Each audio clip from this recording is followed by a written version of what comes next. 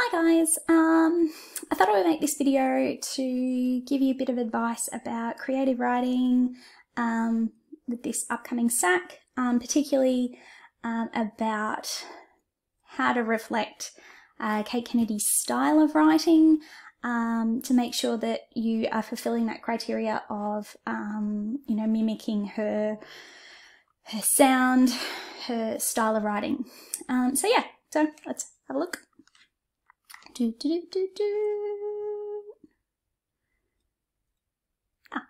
Okay, so hang on, I'll just move myself out of the way. That'll do.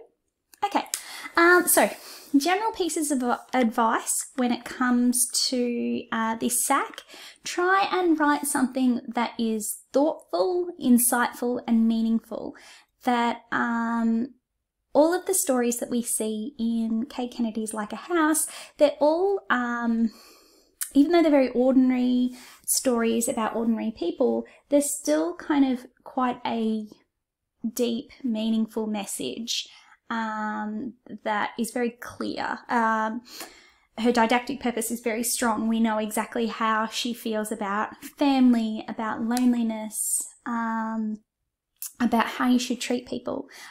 She's very didactic in that regard. So make sure that before you even start writing that you think about your quote, your prompt, and you think about what kind of messages are coming out of that quote. What are we supposed to walk away with?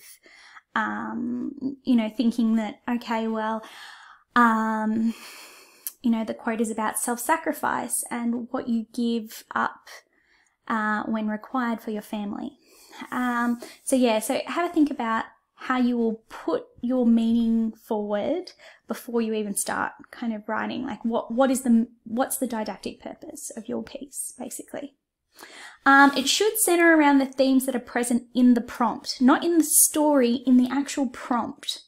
Okay, so even if your story, even if the story that the prompt is from, say, if you get a prompt about ashes, and we know that ashes is about a strained relationship, but if your quote is more pointing at ideas about identity, then you really should focus on the quote.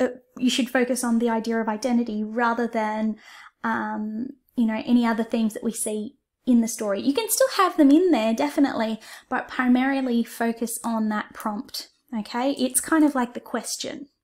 So it's really important that you show that prompt.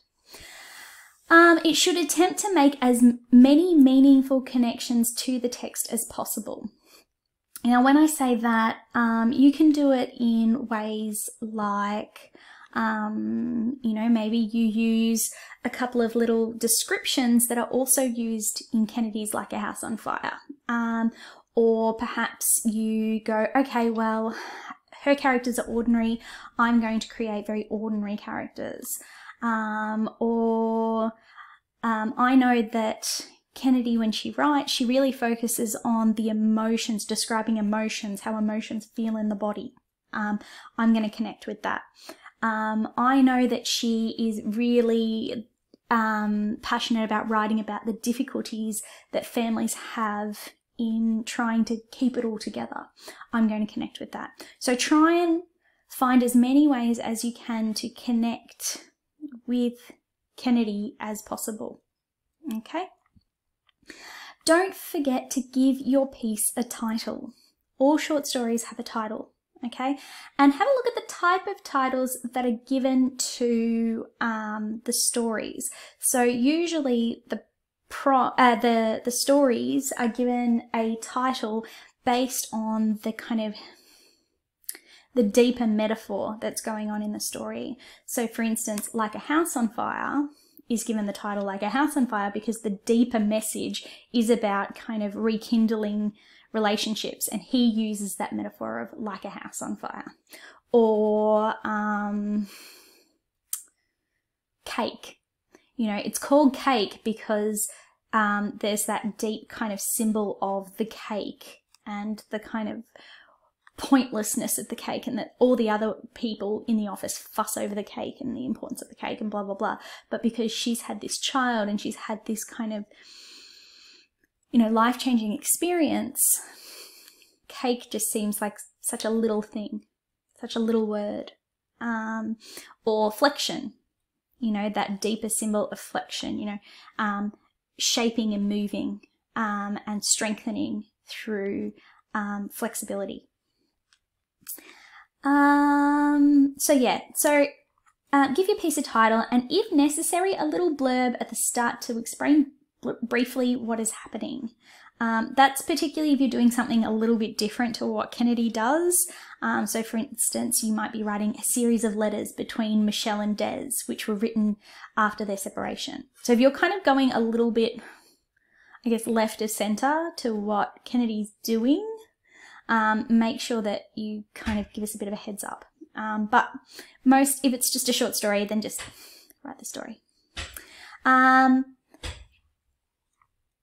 The written explanation, please do not consider that just like an added extra, okay?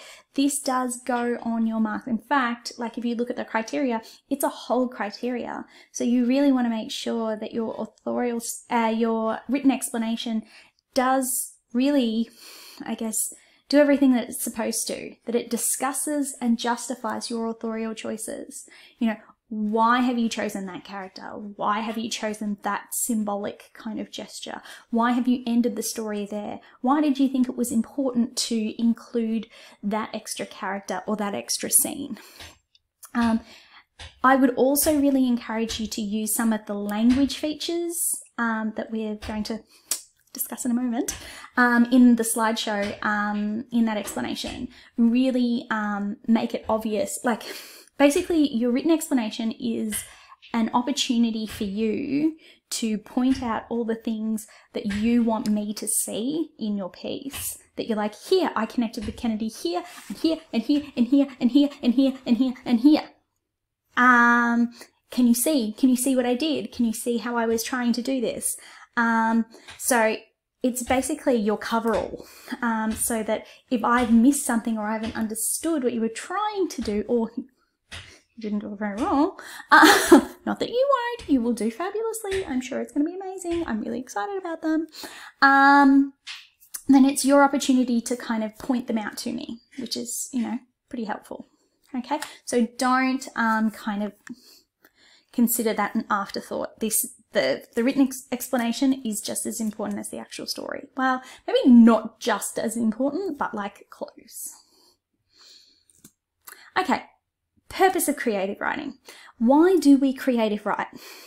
We creative write to entertain, to engage, to move, to enthrall. Okay? Think about how you feel when you read a great story or watch an amazing film. Okay? This is why you write an imaginative piece, to give your audience the opportunity to experience that. So, you know, think about, you know, the enjoyment of your reader.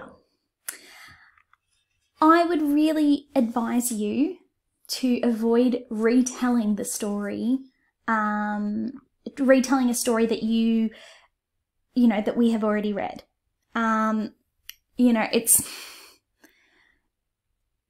not a very exciting experience for us as a reader to read a story that is very, very similar to another story that we've read.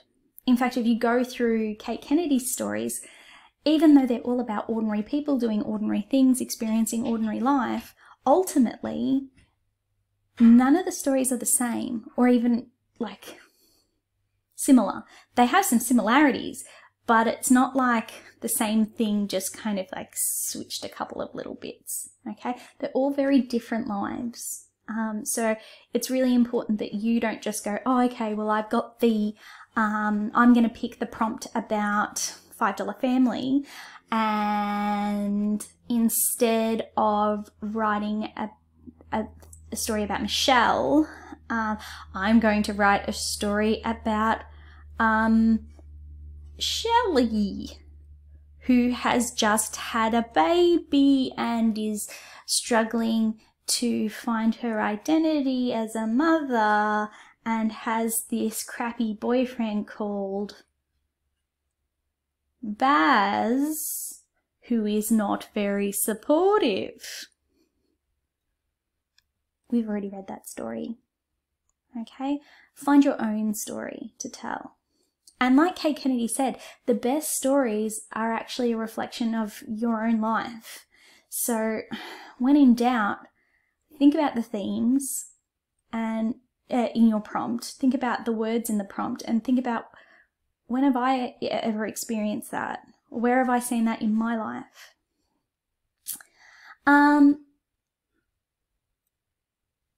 Yeah, if you're somebody who really struggles with coming up with their own idea and you're tempted to kind of write about Shelley and Baz, instead, why don't you focus on like filling in the gaps or like exploring a perspective that we haven't seen? So instead of telling Michelle's story again in $5 Family, why don't you tell the story about Des, you know, a guy who is kind of hopeless and is a child and, you know, ultimately is ashamed of the kind of guy he is, but he doesn't know how to make himself better. That could be an interesting story. Really important, particularly in Kennedy's writing, to focus on feelings and motivations. Like, why do people do the things they do? And how do they feel about things? Rather than just like actions, okay? Actions in stories are interesting, but what is more interesting is how people feel about the actions that they take and why they take those actions.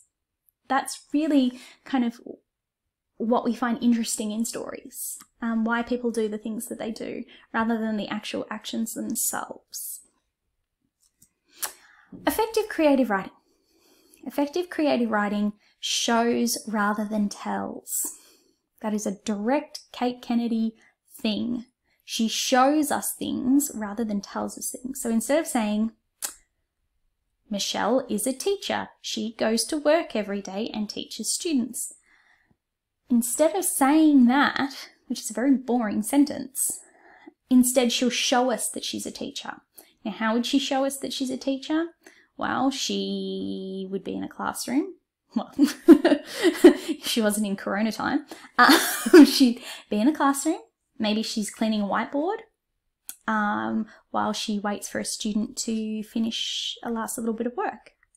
So instead of telling me that my character is a teacher, she shows me that she's a teacher. And that's a more interesting way of writing, because it doesn't require me, like, it requires me to do a bit of thinking. If you just say, you know, Michelle was a teacher, it's boring. I don't have to think. I still want to be able to think a little bit. And when you show rather than tell, it gives me an insight into how your characters are feeling and what their world is through your description, rather than just telling me that they're experiencing an emotion. So instead of going, Michelle felt angry at Des, instead showing me that she feels angry. So, you know, perhaps she's clenching her teeth and her hands are balled up into fists so hard that when she releases them, there's little, you know, pinpricks of blood, you know, little blood blisters from where her nails dug into her palms. You know, that tells me that she's angry, rather than, that shows me that she's angry rather than telling me that she's angry. So I've got an example here. For example, instead of saying, I am scared, say, the blood in my veins surged as I felt my throat tighten. That's a much more interesting sentence than, I am scared. Okay? Because when we hear descriptions about feelings, we can identify with them in a really deep way because we've experienced those things ourselves. We've all felt our throat tighten in fear and, you know, our blood kind of pumping, you know, where you feel that like thud in your fingertips.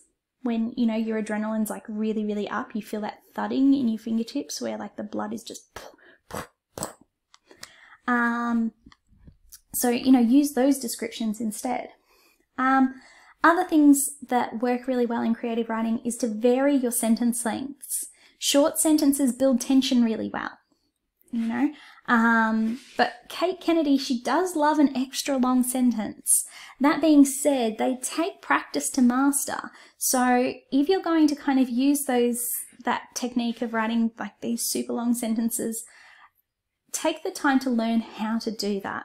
Look at her punctuation, see how she actually punctuates so that you can kind of mimic it. The measure of that is readability.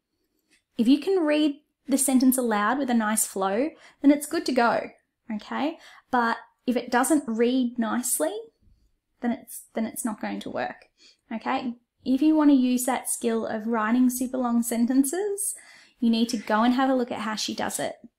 There's lots of commas, there's lots of semicolons, it's busy with punctuation. So if you want to mimic that, you really have to stand up with your punctuation. Make your characters realistic. In stories, people have flaws. They have fears and they have passions and desires. Give insight into your characters by making them human and ordinary. So, you know, like we were saying in the last slide, you know, give your characters motivations, things that they want, things that they're scared of, things that they, you know, desire more than anything else in the world. Everyone in these stories has these kind of attributes. So you need to kind of think about what kind of things drive your character, what flaws and fears and passions drive your character. Give your piece, including diary entries. I'd really prefer if you didn't write diary entries or letters. I feel like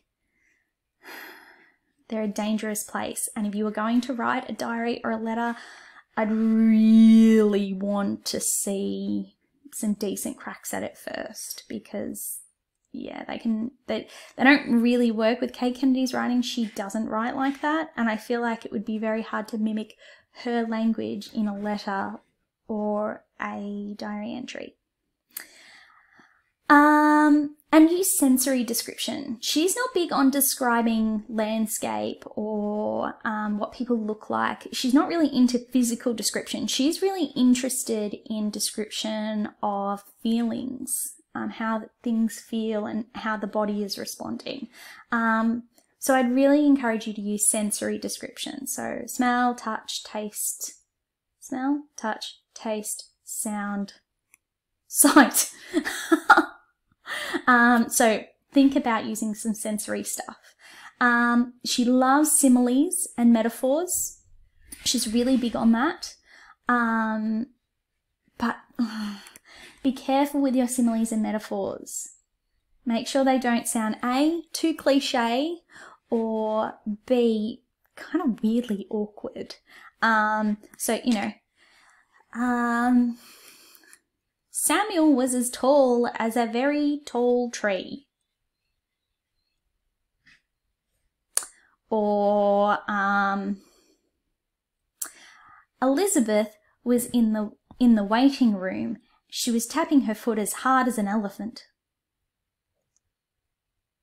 You know, it's got to have a bit of poetic to it. It's got to be, you know, it's got to sing.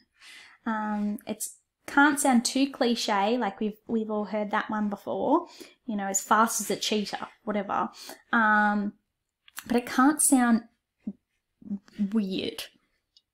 I guess the best way of measuring that is to send it through drafts, but also talk to your parents and get their honest opinion. If you can't get an honest opinion out of your parents, let me talk to your brother or sister and go, hey, can you read this? Does that sound weird? Does it sound weird if I say that? Someone that will give you honest opinions. Also, don't forget symbolism. Cate Kennedy is a big one for symbolism. She loves having that kind of deeper symbolic meaning behind things. So, for instance, with flexion, that it's not just an exercise that she's talking about. She's talking about, you know, building strength together. Or, for instance, with like the walkie-talkies in static. They're not just about like the walkie-talkies. They're a symbol of like, you know, how that guy struggles with communicating with people, that there is so much kind of static in his life, and that, you know, he's a bit of a kid. So yeah, so think about those things, how you can work in some really nice symbols. And though all of those kind of things are key language features of Cate Kennedy's. All right, the main language features of Cate Kennedy's imaginative writing. Okay, things that she does, 100% she does, that you could put in your stories, and then you could write in your explanatory statement, hey, I did this because Cate Kennedy does this. So, the first one is starting after the event. She is not one that likes to write about the climax of a story. She actually likes to start her story after the climax, because her interest is not so much about bad things that happen to people or crises in people's lives. What she is actually interested in talking about is about how people rebuild, how people survive after trauma. Not actually the trauma itself. She's interested in the resilience that it takes to overcome trauma. Okay, so starting after the event. So, for instance, if I was going to write a story about divorce, which I wouldn't because I've never been divorced, so I wouldn't really know how to represent it. But say I was writing a story about divorce, then I wouldn't start my story with, or I wouldn't even have in my story the fight that leads to the divorce. Okay, what I would have instead is perhaps I would start my story once I close my front door after my partner has left. And I know that they're not going to walk back through that door again. That's when I would start my story. The door shuts, I breathe, and I go, how am I going to have the rest of my life without that person? Okay. The other thing that she always writes about, which is very much part of her features of her writing, is that she writes about coping with ordinary. Do not create extraordinary circumstances. Like, don't write about war. It's an extraordinary circumstance. That's not Cate Kennedy's jam. Don't write about being abducted by aliens. Don't write about being in a plane crash. Don't write about now I can't even think of extraordinary circumstances. You know why? Because my life is so ordinary. Don't write a story about wizards. Don't write a story about saving the world or saving another human being or stuff like that. Like stuff that it's like, if someone told you that it happened to them, you'd be like, oh, no. Okay, that's not the story you're meant to tell. You're meant to tell a story about a first date that's really awkward and you go home and you feel kind of lonely. You're supposed to tell a story about your first kiss. You're supposed to tell a story about a family that both parents have lost their job and they don't know how they're going to deal with Christmas. You're supposed to write a story about a dad who finds out he has prostate cancer. You're supposed to write about a brother who hasn't spoken to his other brother for a really long time, but, you know, their mum passes away and he sees him at the funeral. That kind of thing. So like everyday kind of stuff. Nothing that would go, oh my God. Nothing, no stories like that. Okay? The next one, sensory description. What you want to do is describe what a character sees, hears, smells, feels, tastes. You want to have things like similes to represent those things. Describing, which is describing something by comparing it to something else. Okay. You want to have symbolism, like I said before. Okay. Something deep that runs through the story is kind of ideal. Something that can like really, I guess, be emblematic of what you're trying to say. So for instance, 72 Derwents. Those 72 Derwents aren't just about how Tyler likes to do art. They're about the innocence of Tyler, and that Tyler, you know, doesn't yearn for a boyfriend. She yearns for 72 Derwents because she's a kid, and a kid doesn't want a boyfriend. She wants 72 Derwents. Because she's a little girl, not this kind of sexualized creature that the creep is trying to make her out to be. And metaphors. Okay, metaphors are a big way that she describes how her characters feel. So for instance, he drowned in a sea of grief. This did not literally happen. He didn't literally drown in a sea called grief. But can you see how it's better to say he drowned in a sea of grief rather than he was really sad? Okay, it actually gives us a dramatic visual of the person's sadness. The other big thing she does is representing emotion through physical description and metaphor. So like I said about the fingernails, you know, biting into the palms until she ended up with, you know, 8 little blood blisters along the palms of her hands.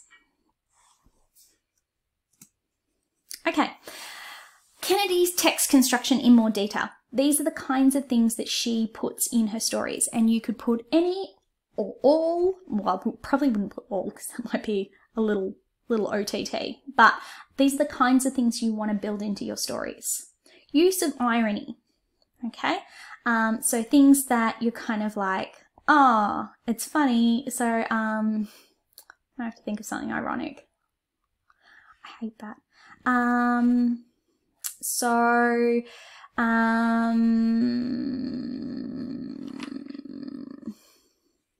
Okay, so I had to have a think about it. So for instance, in Flexion, you know, Frank's wife doesn't realize that she actually loves her husband until he kind of almost dies. That's kind of ironic. Or that, that the protagonist in like A House on Fire, you know, that he, you know, tries to kind of make the best Christmas he can, and what does he do? He breaks the only thing that is really important about Christmas to his wife. That kind of thing. So like building in these kind of little bits of irony. Capitalization. Note how she uses capitals. She uses it particularly when she wants to display that someone is yelling. Italics. She uses italics sometimes to indicate that it's a person's thoughts. So you might try and do that. Dialogue. Have a look how she uses dialogue. The dialogue is very limited in this text. There is not a whole lot of talking going on, mainly because a lot of the characters are very lonely and very isolated, and instead of having a whole lot of dialogue, we have a whole lot of kind of internal thought instead. But when we do get dialogue, it's very poignant, it's like vital to the story that the dialogue is there. So have a look at the dialogue, particularly in the story that you are representing. The absence of quotation marks for dialogue sometimes appear. So instead of like directly representing dialogue, sometimes we just have the, almost like the retelling of a conversation. So have a look for that. Have a look at the way that internal thoughts are presented. The way that she presents them is very interesting because most of the time her stories are written in third person limited. So that means that it's like he said this, she said that, blah, blah, blah, blah, blah. Michelle thought to herself, blah, blah, blah. Third person limited is where we hear, we have written he said, she said, blah, blah, blah, and we can hear the thoughts of, well, we are told the thoughts of only our protagonist. We only get one person's viewpoint. Third person omniscient is where you hear everyone's thoughts and feelings. We only get third person limited, or we get first person. In one story, we get second person. So second person is where you write, you did this, you did that, and that is Whirlpool. Whirlpool writes in second person. It's a very rare form of writing. Most of the time we're in third person limited. Sometimes we're in first person. In one story, we are in second person. The other things that she does is that she draws out the unspoken. So she kind of shows the character, you know, she helps us understand what the characters feel in a very deep way and how they connect things. And she does that through internal thought. Other things that she does is if you are looking at kind of representing something in 72 Derwents, you really want to make sure that you want to kind of take on Tyler's writing style. It's really important that you really look at how it's done, because it's not easy sounding like a child but still communicating in a deep and provoking way. So make sure you really have a look at how she does it. There are lots of characters also that don't have names, and that is done very deliberately. So that might be something that you want to do because you want to communicate things like, you know, feeling unseen. If you want to do that, then not giving them a name is a clever way of doing it. Sensory appeals. She does a lot of that talk about what things feel like, what they smell like. And that's a very effective way of capturing your audience, because we experience senses too, so we can connect to those feelings that you describe. The characters, the depth in characters, these stories are all about characters. What happens to them it's very minor in comparison to how they feel about things. It is more important to focus on the detail about how people feel and what they think than the actual events. The endings are really significant. All of these stories end with these little glimmers of hope. I would try and end my story with a little glimmer of hope. Not and we lived happily ever after, because these stories don't do that. They kind of just give us a hint that maybe things will get better. So I would try and kind of work that into my story. Also, like she said, often they end with a gesture. So like a reaching out of the hand, a touch of the face, a kiss, a holding together of hands. That's something she's really big on. Maybe you can work that into your story. So things to think about in that regard. So yeah, so they were my pieces of advice. I hope they were helpful. If they weren't, too bad for you. Don't forget to get your drafts in, meeting the deadlines, because, you know, that's how you're gonna do well in this sack. Good luck, ladies and gents, and I hopefully will see you soon. We miss you. Bye.